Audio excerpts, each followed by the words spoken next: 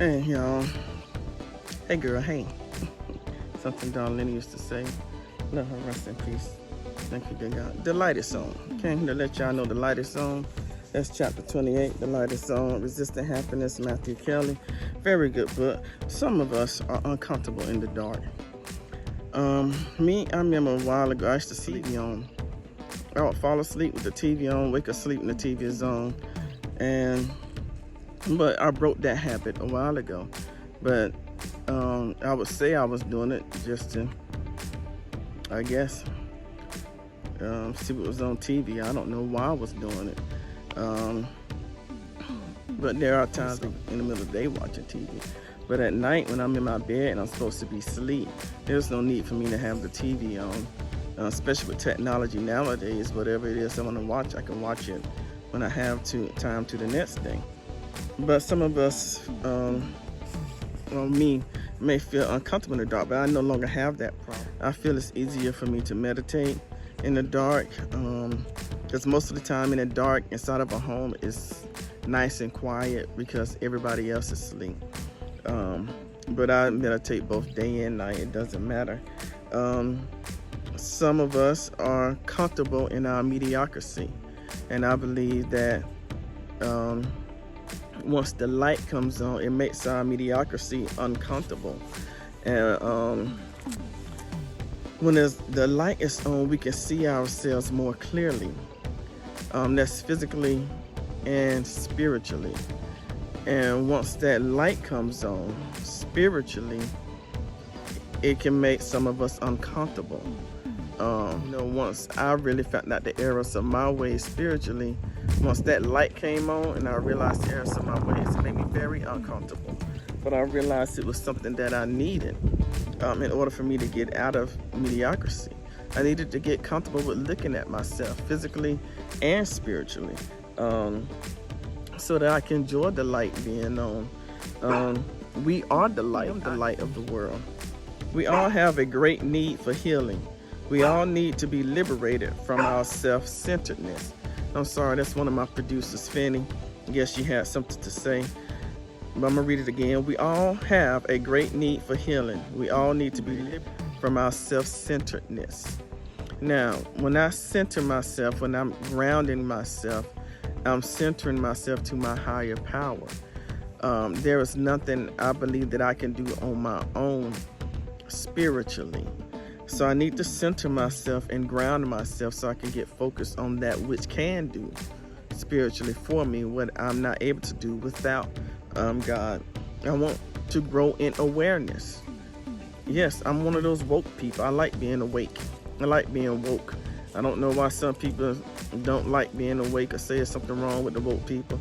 I don't know. I'm not trying to figure it out. I'm comfortable being woke and I plan on stay that way.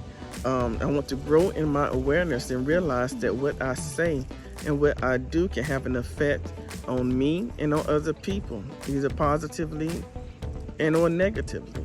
So, but if I'm aware, and I'm aware of what I'm saying, I'm aware of what I'm thinking, because most of the time what I'm thinking comes out in what I say and do. St. Augustine once said this prayer. It said, Lord, make me chaste just yet. He wanted to become chaste because he loved women so much. St. Augustine ended up becoming one of the greatest saints in the history of Christianity. If you look him up, want to research St. Augustine, but he loved women and loved to sleep with a lot of women. So he would pray, God, make me chaste, but not just yet. Like, you can't have either or.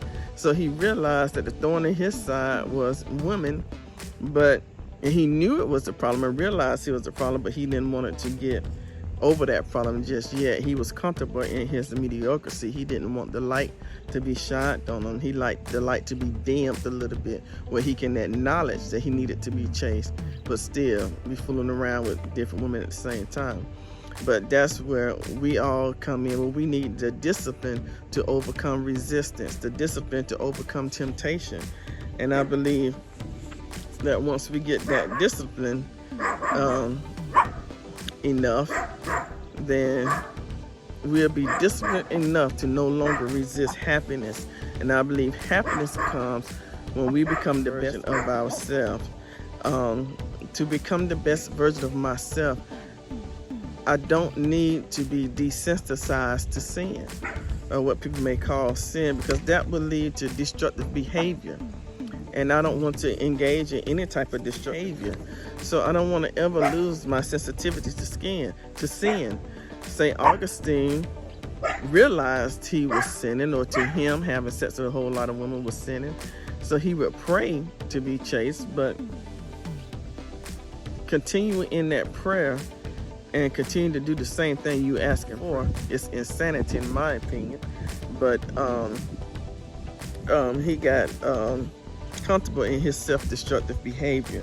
But being woke, or being aware, or being in the light, gives me incredible emotional intelligence. And I need that emotional intelligence to be able to have wonderful relationships with myself first, with God, I should say with God first, then with myself, then with my family, my friends, and children and pets and different things on this earth, that I can have great relationships. The root of all my problems is selfishness. And I can see behind that. If we are selfish and we're only thinking about I, and then that can be the root of all of my problems. If I'm only thinking about who wants to deal with anybody who's only focused on themselves. It's hard to have friends and develop a friendship, make that friendship, if I'm only thinking about I first need to learn how to be gentle with myself. Once I learn how to be gentle with me, then I'll learn how to be gentle with God's other creations. And of course, I'm fighting a battle, but everybody I meet, I'm sure, is fighting a battle. Somebody, somewhere, where everybody everywhere is going through something. So by me being gentle to myself allows me to be gentle to the rude person at the drive-thru. They obviously are going through something and having a bad day.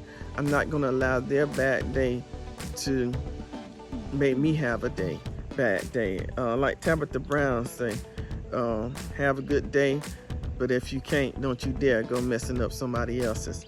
And it's truth in that. St. Francis de Sales says, have patience with all things, but chiefly have patience with yourself. Do not lose courage in considering your own imperfections, but instantly set about redeeming them. Every day begin anew. Even if I've messed up yesterday, I can do today. I really can. I think I messed up yesterday. I screamed my sister's name. I said D. I needed her for something real quick. Now she works from home, so she tells me not to scream her name. But in that moment, I was in the middle of putting some clothes in the dryer, something I couldn't find the dryer sheet. So I screamed her name. And instantly, right there, did it. I probably said, "Oh, I'm sorry." So I came, knocked on her door real lightly, asked her where the dryer sheets was. She told me, and I continued to wash. So today I began anew. You know, it was. I don't think I would do that again anytime soon. She didn't seem upset or anything about it. I don't even know if she heard me, because her bedroom's on the other side of the house than the dryer is. Be gentle with yourself, be gentle with others, and never stop striving to be all God created you to be, the very best version of yourself. God created me to be the best version of myself, and that's what I intend to be. We all have a great need for forgiveness and healing. Indeed, no matter how long it has been, go to reconciliation this week. So reconcile something with somebody this week, even if it's with yourself and with God.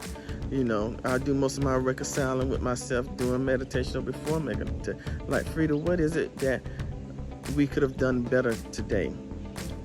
What is it we could have improved on today? What is it that we should not have done today? Okay, so this is chapter 28, The Light is On, Resisting Happiness by Matthew Kelly. Thank you so much for liking. Thank you so much for watching. Thank you so much for sharing. Thank you so much for subscribing. Thank you so much for subscribing.